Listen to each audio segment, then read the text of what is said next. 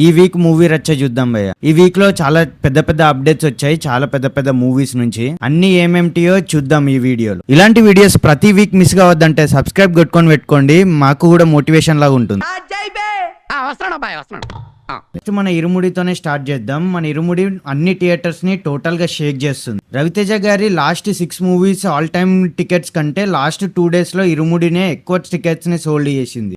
దీన్ని బట్టి అర్థం చేసుకోవచ్చు ఇరుముడి క్రేజ్ ఏ లెవెల్లో ఉందనేది. జస్ట్ 2 days లోనే 54+ crores ని కలెక్ట్ చేసి ఇరుముడి ఆల్ టైమ్ రికార్డ్ ని సెట్ చేసింది భయ్య రవితేజ కెరియర్ లో. చాలా కాలం తర్వాత రవితేజ లెవెల్ కి సరిపడే ఒక మూవీ పడింది భయ్య. ఇదైతే అందరు ఫ్యాన్స్ ని హ్యాపీ చేసింది. ఆకలితో ఉన్న ఫ్యాన్స్ కి ఫుల్ మీల్స్ పెట్టేశారు. అండ్ నెక్స్ట్ నిన్న జరిగిన మన Yash toxic pre release event, దీని గురించి మాట్లాడకుండా వీడియో అయితే ఉండలేదు. అసలు అక్కడ జరిగినాయి ఇంత అంతా కాదు భయ్య, ఎన్నెన్నో వింతలు జరిగినాయి. అసలు ఆడ టాక్సిక్ ప్రీ రిలీజ్ ఈవెంట్ జరుగుతుందా లేదా మల్లారెడ్డి క్యాంపస్ యొక్క ప్రమోషన్ జరుగుతుందా అర్థం కాలేదు ఒక సెకండ్.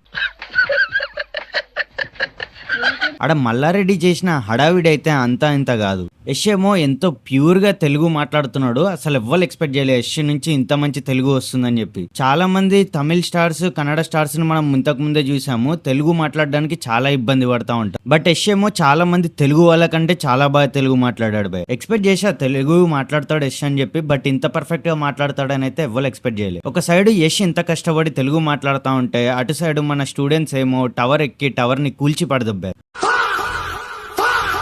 ఆదుల పని చూసి యష్ తన స్పీచ్ ని ఆపేసి ఒకటేసారి చాలా కోపంగా అందరినీ ఒర్రడం అంటే తిట్టడం కాదు, టెన్షన్, చాలా హెవీ టెన్షన్ పడ్డాడు అదే సెకండ్ లో. బట్ లక్కీలీ ఇప్పటి వరకు అయితే ఎవ్వరికి ఏం కాలే అని అయితే న్యూస్ వస్తుంది. మల్లారెడ్డి సార్ ఏమో అందరు స్టూడెంట్స్ ని ఏఐ చేసేస్తా అంటే ఏఐస్ కి టవర్ అవసరం లేదని చెప్పి టవర్స్ ని కూల్చేసిన స్టూడెంట్స్. ఇదంతా చూసి యష్ అయితే చాలాసేపు షాక్ లోనే ఉన్నాడు. బట్ వెంటనే స్పీచ్ అయితే కంటిన్యూ చేశాడు. అండ్ ఇవే కాదు చాలా వింతలు జరిగాయి, కానీ అన్నిటి గురించి కవర్ చేయలేను. అండ్ మన నెక్స్ట్ చిరంజీవి నుంచి నెక్స్ట్ మూవీ అప్డేట్ అయితే చాలా స్పీడ్ గా ఇచ్చేసారు. Chiranjeevi next movie title announcement video కూడా రిలీజ్ చేశారు. బీజిఎం అయితే చాలా బాగుంది. అండ్ ఆ మొత్తం వీడియోకి బీజిఎం హైలైట్ అని కూడా చెప్పుకోవచ్చు. ఈ టైటిల్ ని ముందే లీక్ చేస్తున్నా అని చెప్పి లీక్ చేసి మనందరినీ మోసం చేసిన చిరంజీవి గారు కూడా చాలా ఎనర్జెటిక్ గా అనిపించారు.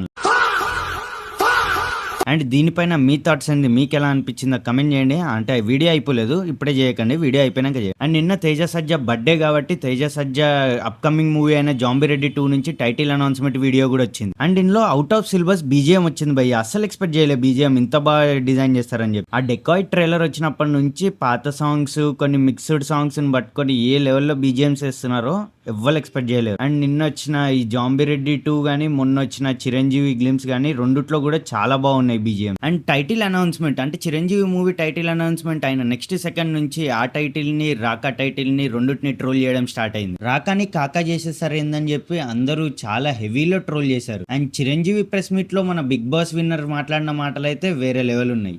ఆయన ఏం మాట్లాడాలో తెలియని వాళ్ళ కోసం వెళ్ళి ఒకసారి యూట్యూబ్ లో చూడండి, నేను చెప్పలేను.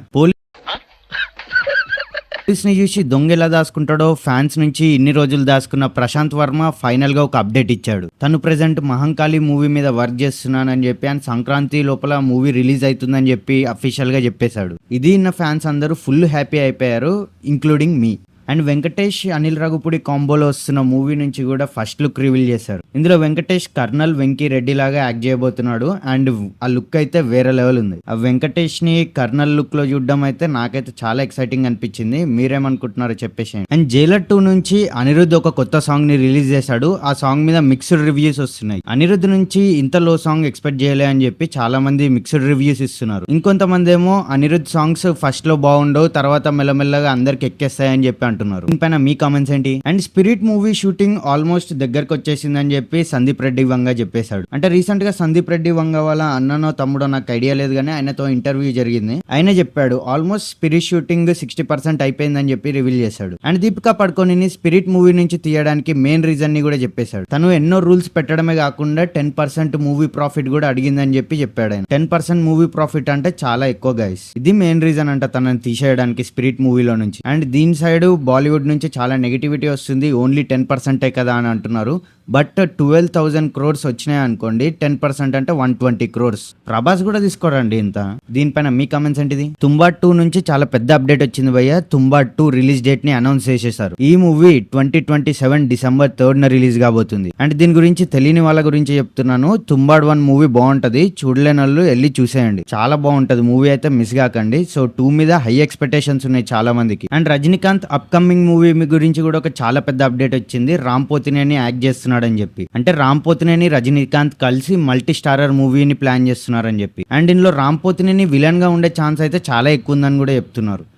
బట్ కొన్ని రిపోర్ట్స్ ఏమో విలన్ కాదు, బట్ క్యారెక్టర్ అయితే ఉంటుందని చెప్పి చెప్తున్నాయి. బట్ ఎనీవే వీళ్ళిద్దరు కాంబినేషన్ లో అయితే ఒక movie confirm. And Korean Kanakaraju మూవీతో వరుణ్ తేజ్ కూడా హిట్ కొట్టేశాడు ఈ ఇయర్ లో. ఎట్ లాస్ట్ రవితేజ్ తో పాటు వరుణ్ తేజ్ కంబ్యాక్ ని కూడా ఒకటే ఇయర్ లో చూసేసాం మనం. అంటే మంతన్ కూడా చాలా మంది ఫ్యాన్స్ అయితే వీళ్ళిద్దరు కంబ్యాక్ గురించి వెయిటింగ్ చేశారు. అండ్ ఇద్దరు కంబ్యాక్ కూడా అయిపోయింది. ఓకే గైస్, ఇవి నా అప్డేట్స్. నేనేమన్నా మిస్ అయితే కమెంట్ చేయండి, ఎలాగో మిస్ అయ్యే ఉంటాను, కమెంట్ చేయండి. నెక్స్ట్ టైం అన్నా కవర్ చేసుకుంటా మీరు కమెంట్ చేస్తే. అలాగే సబ్స్క్రైబ్ కొట్టుకొని మన ఫ్యామిలీలో జాయిన్ అయిపోండి.